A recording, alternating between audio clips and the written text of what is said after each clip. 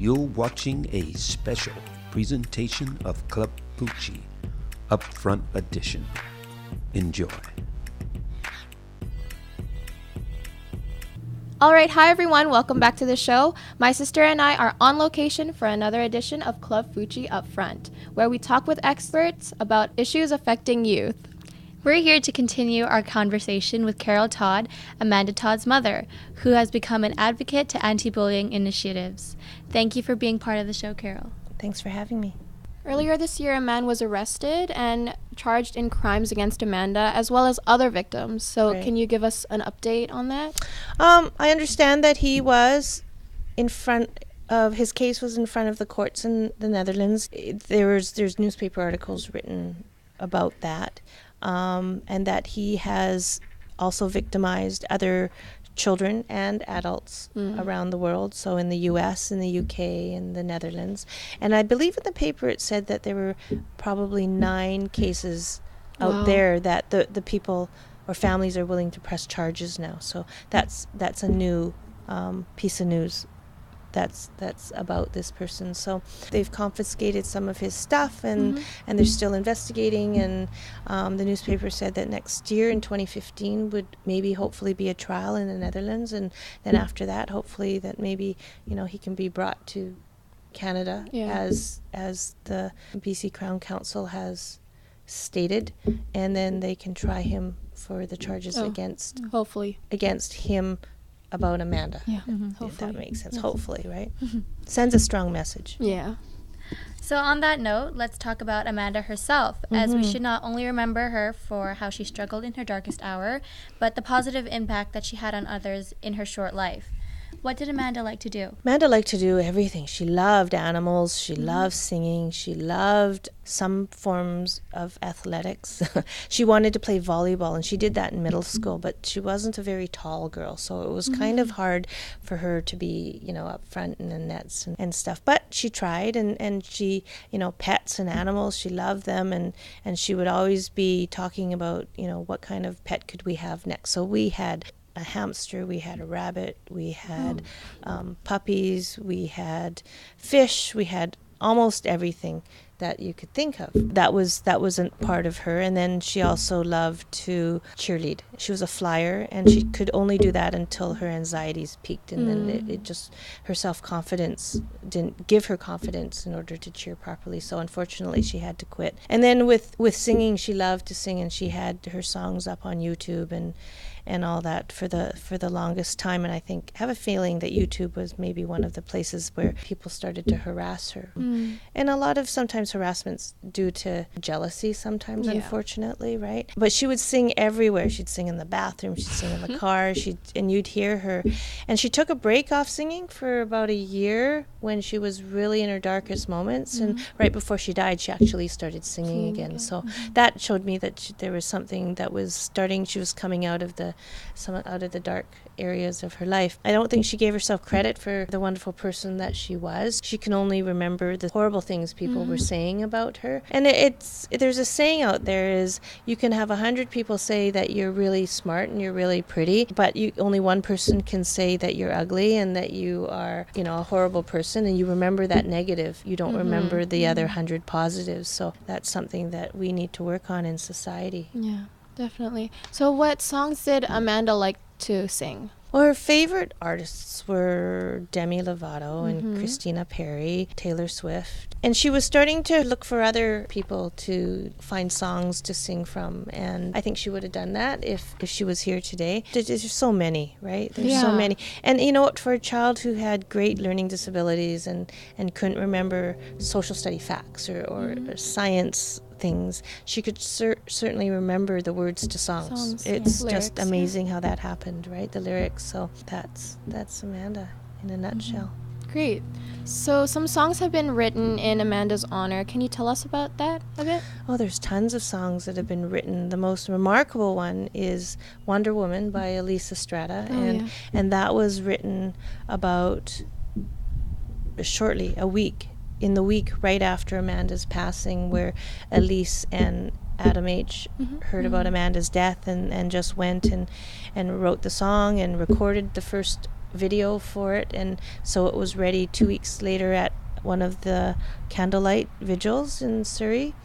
And then a week after, they made another video with Wonder Woman, and that's the one that's on YouTube, and that's out there available to everyone. And the song is about strength and empowerment and making sure if something's bothering you, you say stop. It shouldn't happen, and it's on iTunes right now, and all the dollars are donated to Amanda's legacy to keep that going. So, but that's one of about 50 that are out there. Oh, right? yeah. And it's just huge, and it's an outlet for people, right? It's an outlet for people to share what they think and share what they feel, and that's good.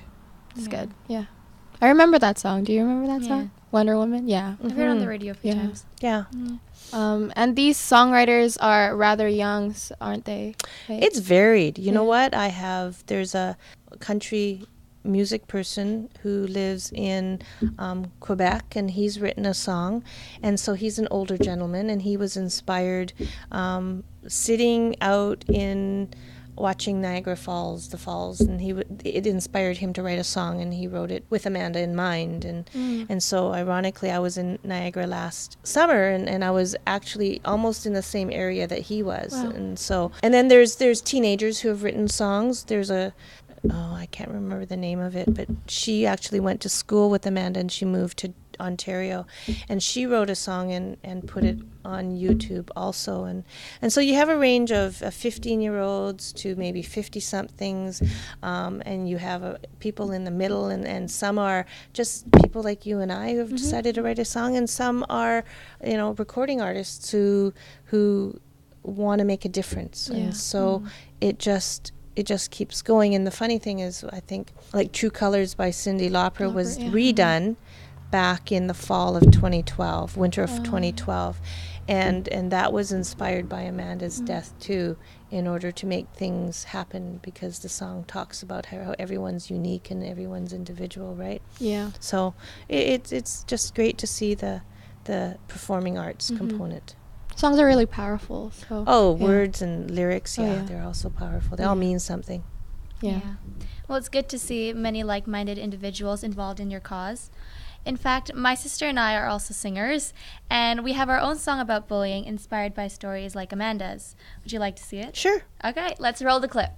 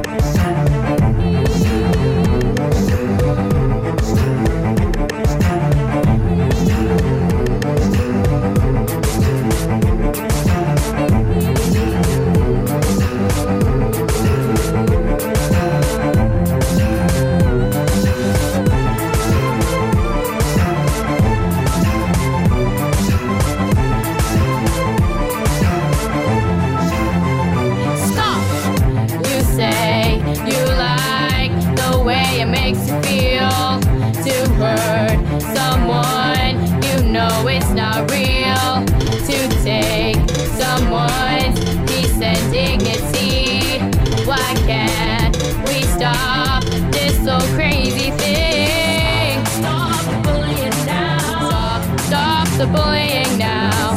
Stop the bullying now. Stop the bullying now. Stop, stop, stop. Oh.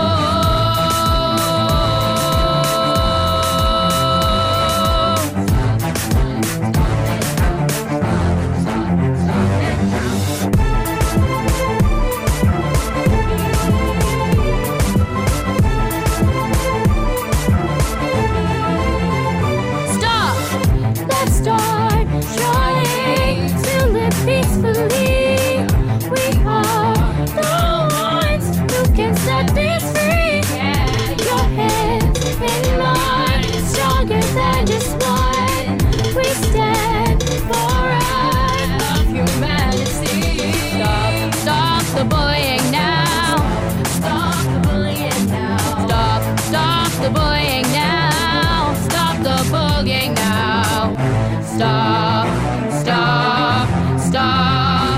Oh.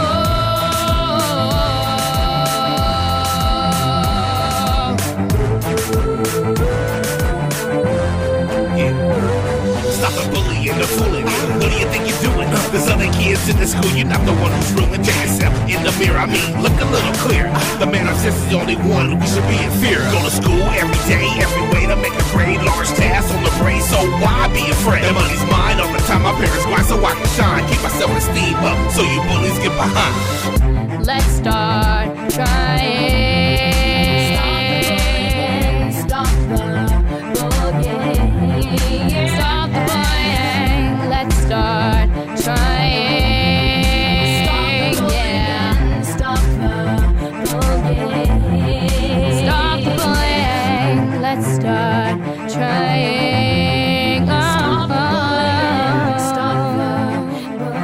bullying. Stop the bullying. Let's start trying.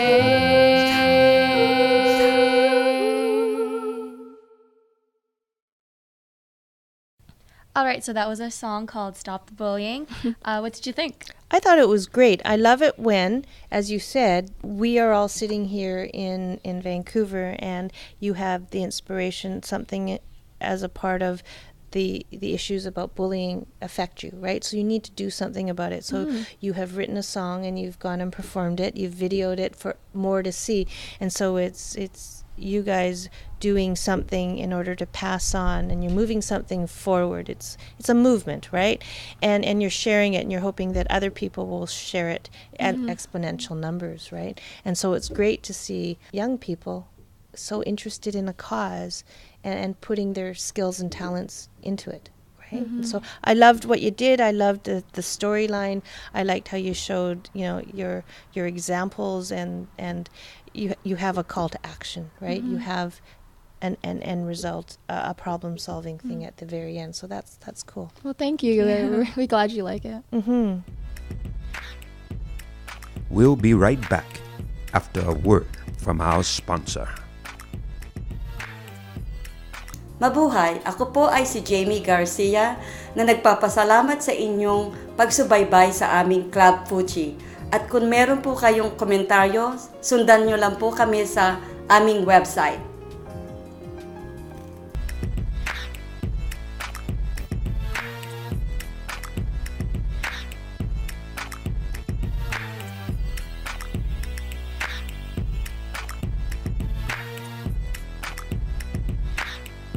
Hi, I'm Rachel, and this is your entertainment update.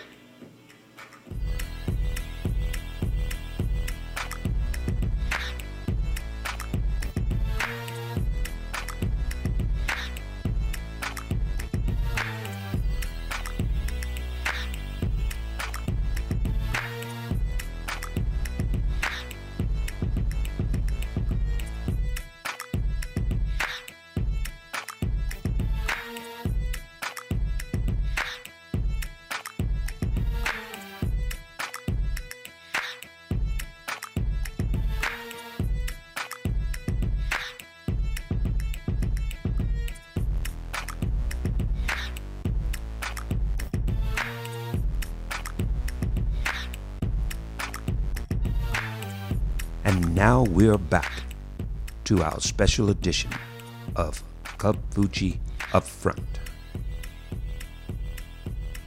How has Amanda's legacy affected communities all around the world?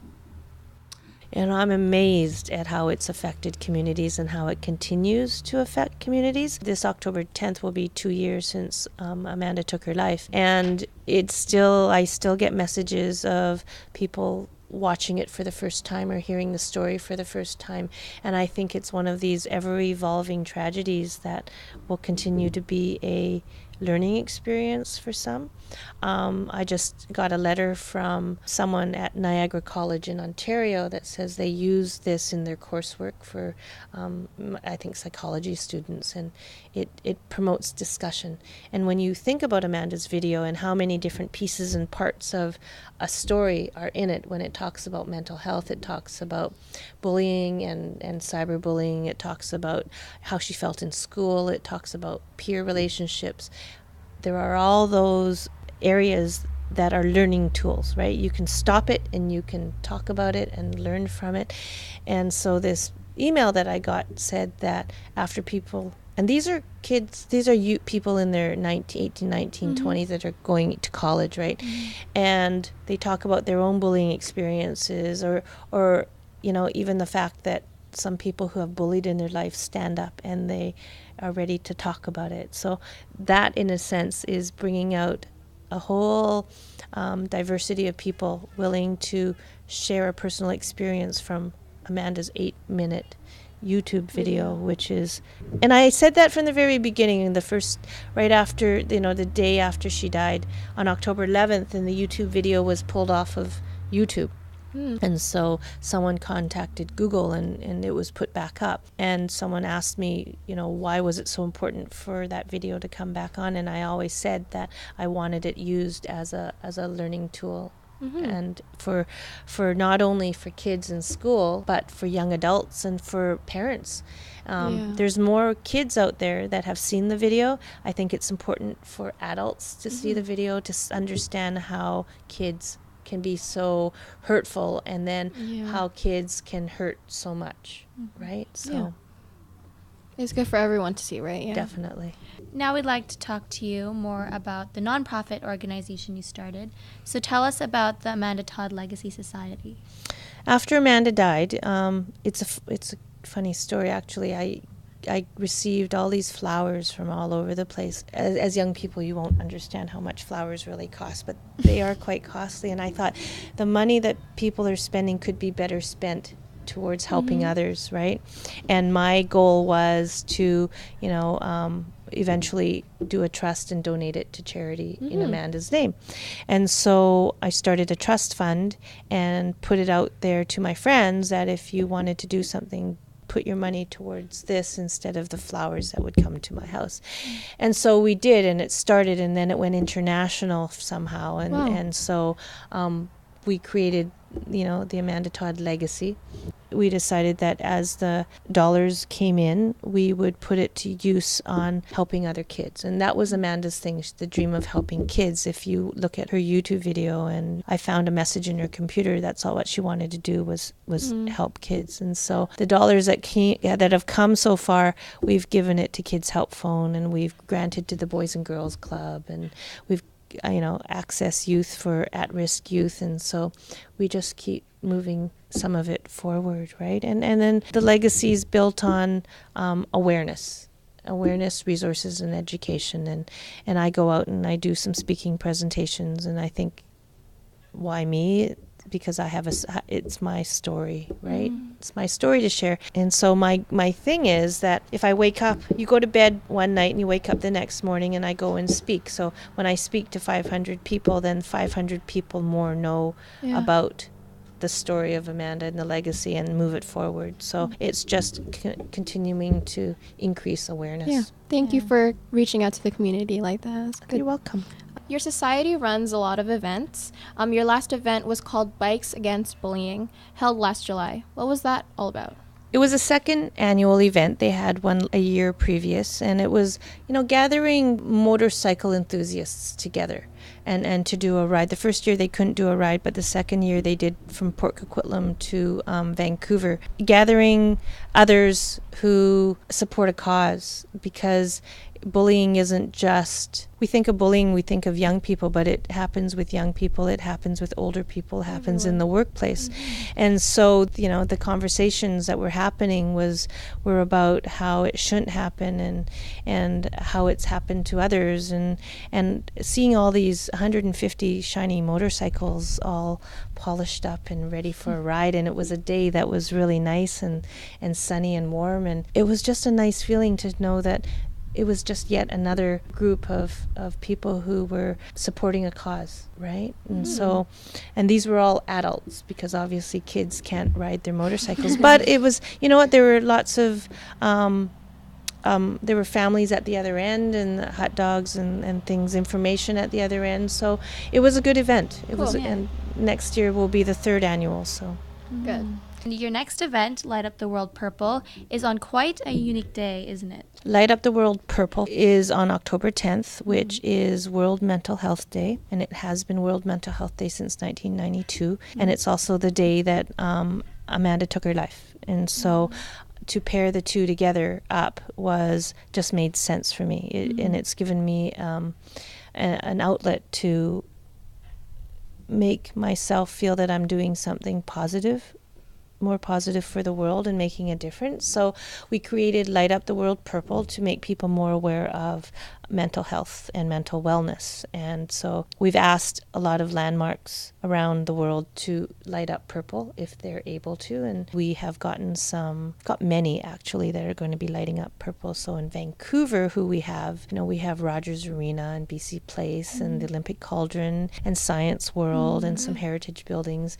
And in Ontario, we have Niagara Falls and the CN Tower and Toronto City Hall and places in London, Ontario and Mississauga, just other cities that are getting involved also. And just recently we got the Ferris wheel in Santa Monica. Wow. And we have a bridge in Boston, and we've got a bridge that spans from Ontario to New York, lighting up purple. And we've also got cities that are proclaiming October 10th as World Mental Health Day, and that would be Vancouver and North Vancouver. And there's also cities working on lighting up their things purple, like Port Coquitlam and Surrey and different places and Victoria, and so that's really nice to see that we're creating more awareness, and on October 10th there's also going to be digital signboards around Canada that will be promoting Light Up Purple too. So that's really cool. That's good. Yeah. Usually we see pink in association with bullying, but what is the importance of the color purple?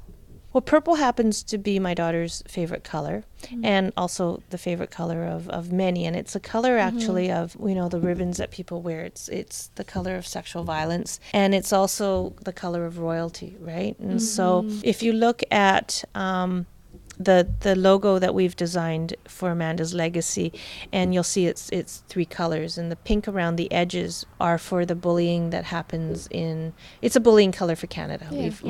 We've adopted that. And the blue is actually the bullying color in the United States. They use that for bullying and cyberbullying. And so when you put the pink and the blue together, you get purple, and that's in the middle. And it was my way of bringing other countries involved with the same movement. And so when we light up the world purple, it's for mental health, and it's also for the stuff that causes the mental health. So that's interesting. Just made sense to me. How can the youth get involved with the Amanda Todd legacy? I think if I had one wish, and it would be for more kindness and more respect. And so if every youth could be kinder, more respectful, then we would have less of what goes on to hurt people. That would be something that's easily done. And the other thing is that for youth if you're seeing something happen to others, then don't be the bystander that stands there and just watches. Do something proactive and report it to someone, tell someone, share it with someone that can help, right? And so there's a whole bunch of not only youth, but people that stand and watch, right?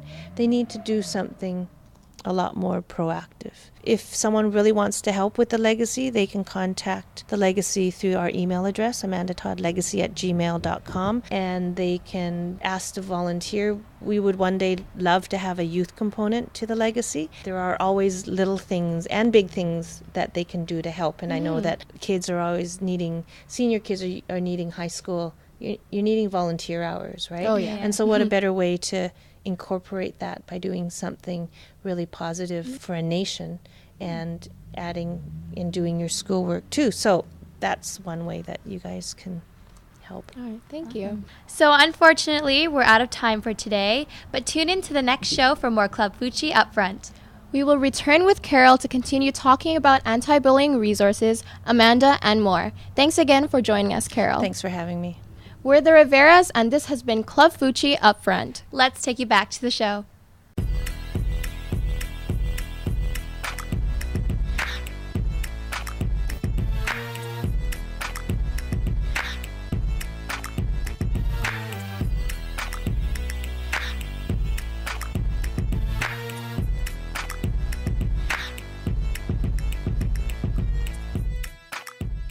You've been watching this special edition of Club F.U.C.I Upfront.